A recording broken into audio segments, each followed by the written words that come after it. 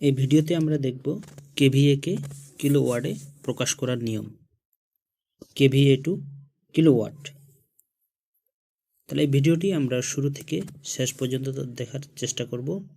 তাহলে আমরা খুব সহজভাবে এই কেভিএ কে কিলোওয়াটে প্রকাশ করার যে নিয়ম, এটা আমরা সহজে বুঝতে পারব। কেভিএ কে কিলোওয়াটে প্রকাশ করার জন্য আমরা কেভিএ এর ফুল ফর্ম জেনে নেব। কেভিএ এর ফুল ফর্ম হলো কিলোভোল্ট এম্পিয়ার। কে দিয়ে কিলো, ভি দিয়ে ভোল্ট এবং এ দিয়ে এম্পিয়ার। কেডব্লিউ এর ফুল ফর্ম হলো কিলোওয়াট। কে দিয়ে কিলো এবং ডাব্লু দিয়ে ওয়াট, পাওয়ার ইউনিট বা শক্তির একক।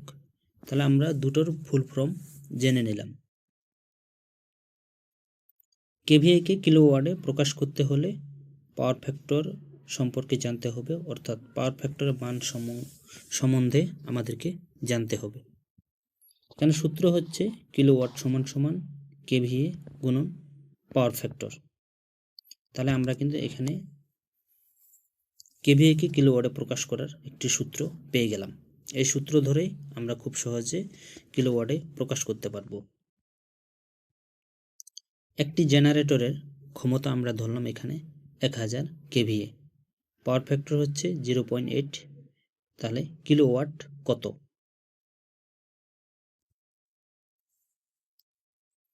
কিলোওয়াট সমান সমান আমাদের যে সূত্রটি রয়েছে কেভিএ গুণন পাওয়ার ফ্যাক্টর। তাহলে আমাদের এখানে কেভিএ হচ্ছে 1000 কেভিএ এবং পাওয়ার ফ্যাক্টর হচ্ছে 0.8। তাহলে আমাদের এখানে হয় 800 কিলোওয়াট, দুটোকে গুণ করে। তাহলে আমরা এখানে 1000 কেভিএ সমান সমান 800 কিলোওয়াট পাইলাম। তাহলে এইভাবেই কিন্তু আমরা খুব সহজেই এই সূত্রের সাহায্যে কেভিএ কে কিলোওয়াটে প্রকাশ করতে পারবো। আশা করি ভিডিওটি আপনাদের ভালো লেগেছে।